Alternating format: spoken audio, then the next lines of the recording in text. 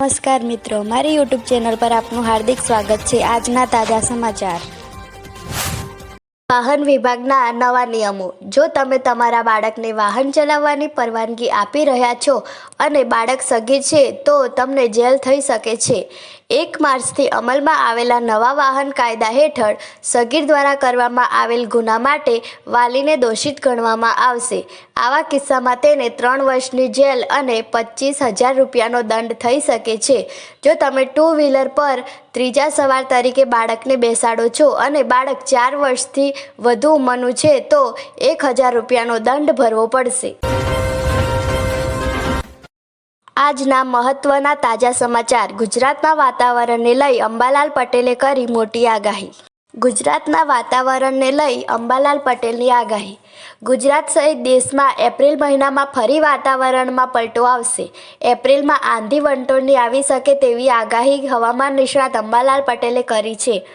આજથી વધશે ગરમીનો પારો, 44 ડિગ્રીને પાર થઈ જશે તાપમાન। 12 એપ્રિલ સુધી રાજ્યમાં ગરમી વધારે રહેશે। 12 થી 14 એપ્રિલ ભારે પવનો સાથે ધૂળની ડમરીઓ ઉડશે। 17 થી 20 એપ્રિલ સુધીમાં કેટલાક ભાગોમાં પવન સાથે પડશે વરસાદ। એપ્રિલમાં વારંવાર વાતાવરણમાં આવશે પલટો। અંબાલાલ પટેલે કહ્યું કે આજથી રાજ્યમાં ગરમીનો પારો વધશે। વડોદરા, આણંદ, નડિયાદ ગરમી વધશે। કચ્છ, બનાસકાંઠા, પાટણ, સિદ્ધપુર, મહેસાણા, સાબરકાંઠા, પંચમહાલમાં તાપમાન 42 ડિગ્રીથી વધુ થશે। 12 એપ્રિલ સુધી રાજ્યમાં ગરમી વધારે રહેશે। જો મિત્રો અમારી ચેનલ પર તમે નવા હોય તો અમારી ચેનલને સબસ્ક્રાઇબ જરૂરથી કરજો। આજના બીજા મહત્વના તાજા સમાચાર। શૈક્ષણિક દરજ્જાઓમાં પિતાને બદલે માતાનું નામ ઉમેરી શકાશે। વિદ્યાર્થીઓ દસ્તાવેજોમાં પોતાના પાછળ માતાનું નામ લખાવી શકશે।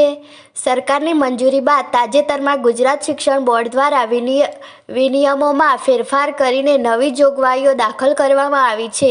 જે મુજબ શૈક્ષણિક દસ્તાવેજોમાં પિતાના નામને બદલે માતાનું નામ ઉમેરવા બાબતે જોગવાઈઓ ઉમેરવામાં આવી છે। હવે દસ્તાવેજોમાં માતાનું નામ ઉમેરી શકાશે અને સિવિલ કોર્ટના હુકમ તથા ગેજેટ સહિતના પુરાવાના આધારે ડીઈઓ સુધારો કરી શકે છે। હવામાન વિભાગના મોટા સમાચાર। એપ્રિલ મહિને ગુજરાત માટે ચિંતાજનક આગાહી સામે આવી છે।